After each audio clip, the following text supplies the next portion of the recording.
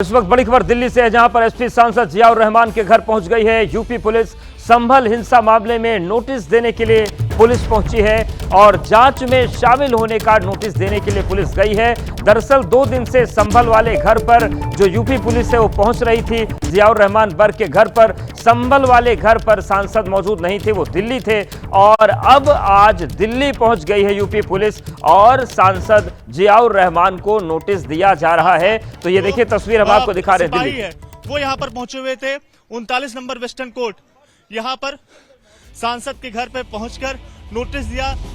चूंकि संभल हिंसा मामले में कहीं ना कहीं जिस तरह की तस्वीरें उस दौरान सामने आई थी और आरोप लगा था संभल के सांसद जियाउर रहमान बर्ग के ऊपर कि उन्होंने भड़काऊ भाषण दिया और उसी सिलसिले में तमाम जो कहा जाए कि जो जान है, कई लोगों को अपनी जान गंवानी पड़ी, पथराव की घटना हुई और इसके बाद जो पुलिस है वो अपनी यूपी पुलिस से अपनी पड़ताल कर रही है और जिसके लिए पूछताछ के लिए संभल के सांसद जो है जियाउर रहमान बर्ग को नोटिस देने के लिए अगर बात करें तो आज के दिन सबसे पहले संभल में जो टीम है वो पहुंची थी। चूंकि फिलहाल अभी दिल्ली में संसद का सत्र है वो चल रहा है और पूछताछ जो है वो संभल के सांसद से वो करनी है और जिसके लिए पहले जो संभल में दीपासराय इलाके में सांसद के घर पर वहां पर टीम पहुंचती है और उसके बाद जब वो वहां पर नहीं होते हैं तब जो यूपी पुलिस की जो एक टीम है वो वेस्टर्न कोर्ट यहाँ पर पहुंचती है और तकरीबन 15 से 20 मिनट तक जो टीम है वो 39 नंबर वेस्टर्न कोर्ट में वहां पर टीम यूपी पुलिस की वो अंदर रहती है, नोटिस जो है वो देती है और उसके बाद अब यूपी पुलिस की जो टीम है वो फिलहाल यहाँ से निकल गई है। कैमरामैन आशीष सक्सेना के साथ दिव्यांकर तिवारी, एबीपी न्यूज, दिल्ली। तो दिव्यांकर की रिपोर्ट आप देख रहे थे और बड़ी खबर दिल्ली से है, जहां पर एसपी सांसद जियाउर रहमान के जो वेस्टर्न कोर्ट का आवास है जहां पर सांसद रहते हैं वहां पर यूपी पुलिस पहुंची और जो नोटिस सर्व करना था वो नोटिस दिया गया है। दरअसल संभल हिंसा मामले में नोटिस देने के लिए बीते 2 दिन से जो पुलिस है वो जियाउर रहमान बर्ग के घर जा रही थी, लेकिन वो वहां पर नहीं मौजूद थे। उसके बाद जानकारी मिली कि दिल्ली में है सांसद और इन सब के बीच दिल्ली पहुंची यूपी पुलिस और ये जो नोटिस है वो दिया गया है। और दिव्यांकर हमारे साथ बने हुए हैं। दिव्यांकर, जिस तरीके से संभल पुलिस दिल्ली में आई नोटिस देने के लिए, क्या पुलिस से बर्ग की मुलाकात हुई है? जी, जो पुलिस की टीम यहां से निकली है उससे जब सवाल करने की हमने कोशिश की तो उनका साफ तौर से कहना है कि नोटिस जो है वो सांसद ने रिसीव किया। तस्वीरें हम आपको दिखा देते हैं।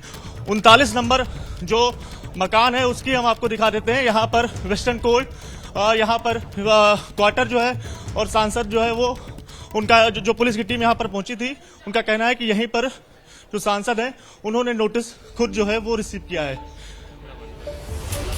तो ये तस्वीर अब आप देख पाएंगे किस तरह से यहाँ पर अंदर जो जानकारी मिल रही है कि सांसद जो है वो खुद अंदर यहाँ पर मौजूद हैं और नोटिस जो है वो खुद उन्होंने रिसीव किया है और संभवतः अब से कुछ देर बाद जो है वो सांसद बात भी करेंगे।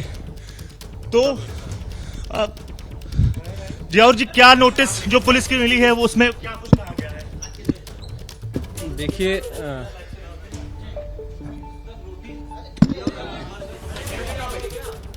जो नोटिस सीआरपीसी की धारा 41 है और जो कि अब बीएनएस के सेक्शन मतलब 35(3) के तहत जो नोटिस दिया गया है उसको मैंने रिसीव किया है और माननीय हाई कोर्ट ने भी ये आदेश किया था उस समय कि किसी प्रकार की कोई अरेस्टिंग नहीं होगी, नोटिस तामील करा करके सहयोग किया जाएगा।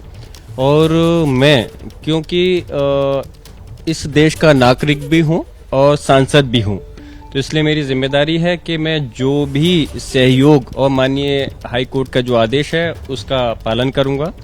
जो भी सहयोग मेरी तरफ से होगा मैं कानून में के दायरे में रहकर पूरा सहयोग करूँगा। जो नोटिस दिया गया उसको मैंने रिसीव किया है और जिस प्रकार से मुझे 8 अप्रैल को बुलाया गया है तो मैं 8 अप्रैल में जाकर के जो भी जांच है उसमें मेरा पूरा सहयोग रहेगा। जो आपके ऊपर आरोप लगे हैं उस पर आपका क्या कहना है?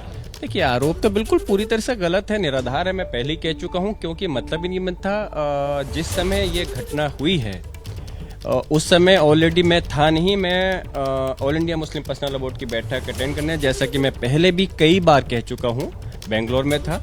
और जब 19 तारीख में 19 नवंबर को पहला सर्वे हुआ था उस समय मैं खुद मौजूद था।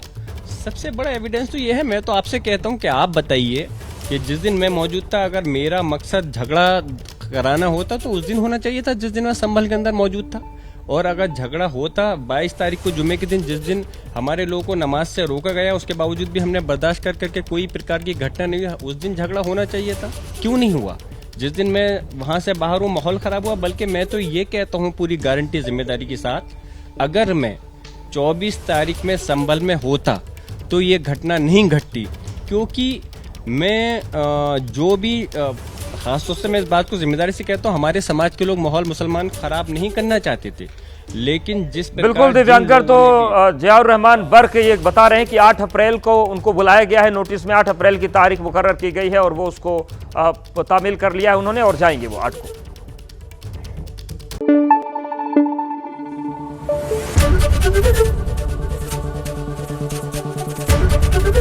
एबीपी न्यूज आपको रखे आगे।